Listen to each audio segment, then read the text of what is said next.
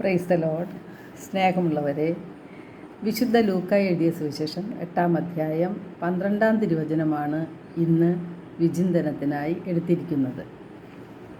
ചിലർ വചനം ശ്രവിച്ചെങ്കിലും അവർ വിശ്വസിക്കുകയോ രക്ഷപ്പെടുകയോ ചെയ്യാതിരിക്കാൻ വേണ്ടി പിശാച് വന്ന് അവരുടെ ഹൃദയങ്ങളിൽ നിന്ന് വചനം എടുത്ത് കളയുന്നു. നമ്മൾ ധാരാളം വചനം കേൾക്കുന്നവരും വചനം വായിക്കുന്നവരും ഒക്കെയാണ്.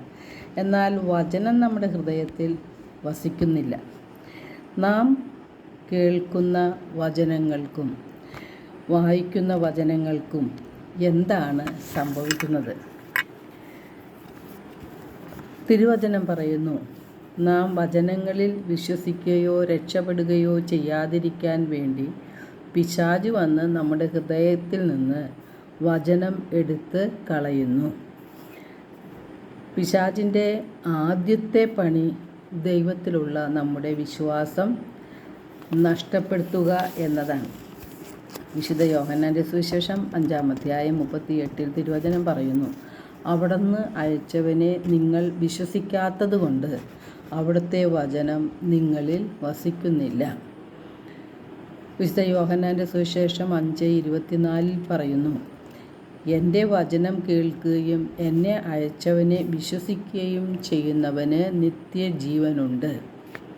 അപ്പോൾ നാം ദൈവത്തിൽ അടിയുറച്ച് വിശ്വസിക്കാത്തത് കൊണ്ടാണ് പലപ്പോഴും നമ്മുടെ ഹൃദയത്തിൽ വചനം തങ്ങി നിൽക്കാത്തത്.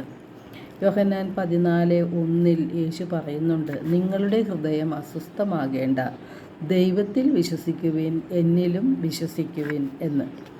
നമുക്ക് ദൈവത്തിൽ വിശ്വാസമുണ്ടാകുമ്പോഴാണ് യേശുവിനെ രക്ഷകനും നാഥനുമായി സ്വീകരിക്കുവാനും ഏറ്റുപറയുവാനും സാധിക്കുന്നത്. 2 കൊറിന്തോസ് 4:4 തിരുവചനം പറയുന്നു, ഈ ലോകത്തിൻ്റെ ദേവൻ അവിശ്വാസികളായ അവരുടെ ഹൃദയങ്ങളെ അന്ധമാക്കിയിരിക്കുന്നു. ദൈവത്തിലുള്ള മനുഷ്യൻ്റെ വിശ്വാസം നഷ്ടപ്പെടുത്തുന്നത് സാത്താനാണ്. ഈ ലോകത്തിൻ്റെ ദേവൻ, അതായത് പിശാച്, അവിശ്വാസികളായ മനുഷ്യരുടെ മനസ്സിനെ അന്ധമാക്കിയിരിക്കുന്നു. അതിനാൽ ദൈവത്തിൻ്റെ പ്രതിരൂപമായ ക്രിസ്തുവിൻ്റെ മഹത്വമേറിയ സുവിശേഷത്തിൻ്റെ പ്രകാശം അവർക്ക് ദൃശ്യമല്ല. സുവിശേഷം രക്ഷയിലേക്ക് നയിക്കുന്ന ദൈവിക ശക്തിയാണ്. സുവിശേഷം നിഗൂഢമായിരിക്കുന്നത് നാശത്തിലേക്ക് പോകുന്നവർക്കാണ്. ആത്മീയ കാര്യങ്ങൾ കേൾക്കാൻ പറ്റാത്ത വിധം സാത്താൻ നമ്മെ അന്ധരാക്കി മാറ്റിയിരിക്കുകയാണ്. 1 പത്രോസ് 5:8 തിരുവചനം പറയുന്നു, നിങ്ങളുടെ ശത്രുവായ പിശാച് അലറുന്ന സിംഹത്തെ പോലെ ആരെ വിഴുങ്ങണമെന്ന് അന്വേഷിച്ചുകൊണ്ട് ചുറ്റി നടക്കുന്നു.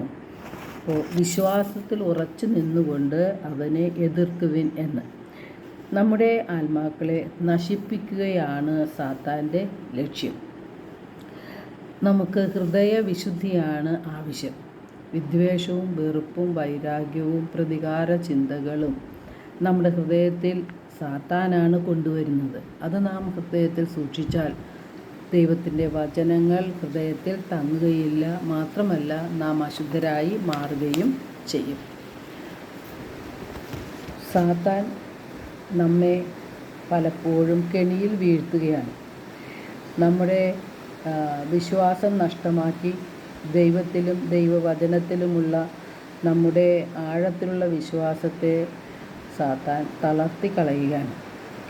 മാത്രമല്ല, തെറ്റായ ബോധ്യങ്ങൾ തരുന്നതും സാത്താനാണ്.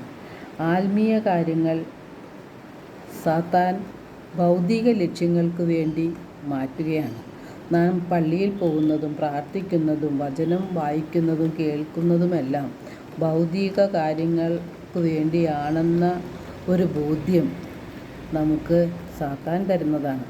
ദൈവത്തെ ആരാധിക്കാനോ ദൈവത്തോട് നന്ദി പറയുവാനോ ദൈവത്തെ മഹത്വപ്പെടുത്തുവാനോ നമുക്ക് കഴിയാത്തതിനും കാരണം ഈ സാത്താൻ്റെ സ്വാധീനമാണ്.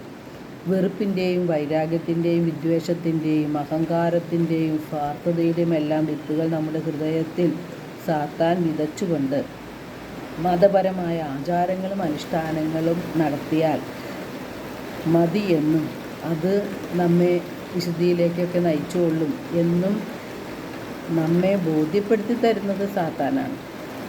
യഥാർത്ഥത്തിൽ നമ്മുടെ ഹൃദയ വിശുദ്ധി വന്നാൽ മാത്രമേ ഹൃദയത്തിൽ വചനം തങ്ങി നിൽക്കുകയും നമ്മുടെ ആത്മാക്കളെ രക്ഷിക്കുന്ന ആ ദൈവവചനത്തെ സ്വീകരിക്കുവാനും നമുക്ക് സാധിക്കുകയുള്ളൂ. സാത്താൻ്റെ കെണിയിൽ നാം പെട്ടുപോകരുത്. ദൈവത്തിലും ദൈവവചനത്തിലും വിശ്വസിച്ചുകൊണ്ട് വചനമനുസരിച്ച് ജീവിക്കാൻ നമുക്ക് പരിശ്രമിക്കാം. എല്ലാവർക്കും ഒരു നല്ല ദിനം ആശംസിക്കുന്നു. ദൈവം നമ്മെ ഓരോരുത്തരെയും സമൃദ്ധമായി അനുഗ്രഹിക്കട്ടെ.